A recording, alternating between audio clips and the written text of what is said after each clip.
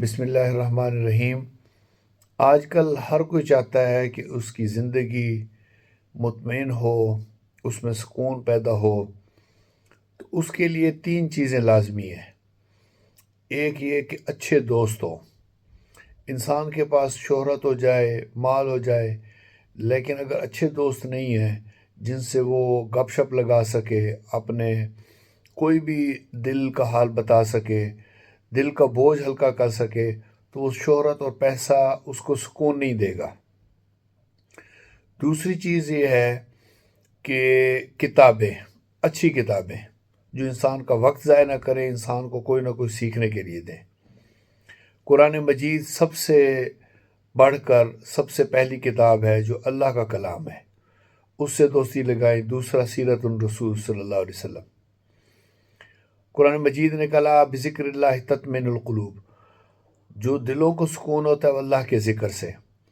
قرآن کی جب آپ تلاوت کر رہے ہوتے ہیں ترجمے کے ساتھ، ہم نے ٹک ٹاک پر، فیس بک میں اور یوٹیوب میں وائس آف قرآن اردو، اس میں صرف اردو کے اندر ترجمہ کیا ہے، ہندی بھی لوگ سمجھ سکتے ہیں۔ اس میں آپ عربی کو دیکھ سکتے ہیں، اس میں انڈیکیشن ہو رہی ہوگی اس آیت اس لفظ کا ترجمہ ہو رہا ہے، لیکن اردو کے اندر ترجمے میں آپ کو سمجھ آ رہا ہوگا کہ اللہ تعالی ہم سے کیا چاہتا ہے۔ تو سمجھ کا پڑھنے میں سب سے پہلے یہ، پھر اس کے مطابق جو زندگی گزاری ہے وہ حضور صلی اللہ علیہ وسلم، سیرت رسول اور دوسری اچھی کتابیں جس سے آپ کو کچھ نہ کچھ سیکھنے کو ملے، آپ اپنی امپرومنٹ کر سکیں۔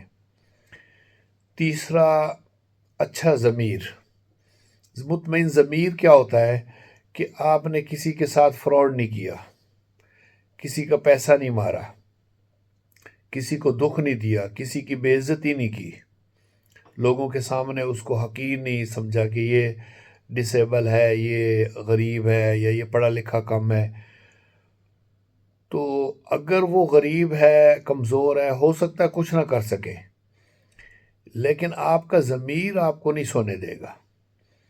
ضمیر اللہ رب العزت کے کنٹرول میں، اللہ رب العزت آپ کو بے سکونی دیتا رہے گا۔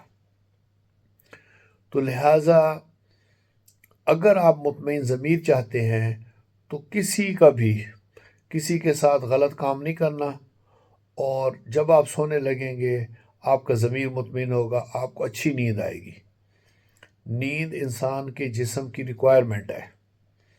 جب آپ اچھا سوئیں گے، اچھے طریقے سے جاگ جائیں گے، پھر اس کے بعد پھر اچھے دوستوں کے ساتھ آپ کی ملاقات ہوگی۔ جو دوست مطلبی ہوں، جو دوست کبھی کبھی ہم سمجھتے ہیں کہ یہ دوست اچھے نہیں ہیں، لیکن ان کی مجبوریاں ہوتی ہیں، ان کو انڈرسٹینڈ ہم نہیں کر سکتے، لیکن اگر اچھے دوست جو دکھ میں سکھ میں آپ کے ساتھ ہوتے ہیں، ان کو گنوانا نہیں چاہیے چھوٹی سی بات یا مجبوری کے تحت۔ وہ ہوں گے آپ کا جو جاگنا ہے وہ کام آئے گا۔ جب آپ اکیلے ہیں، آپ کتاب کے ساتھ دوستی لگائیں، آپ کی زندگی بہت اچھی گزرے گی۔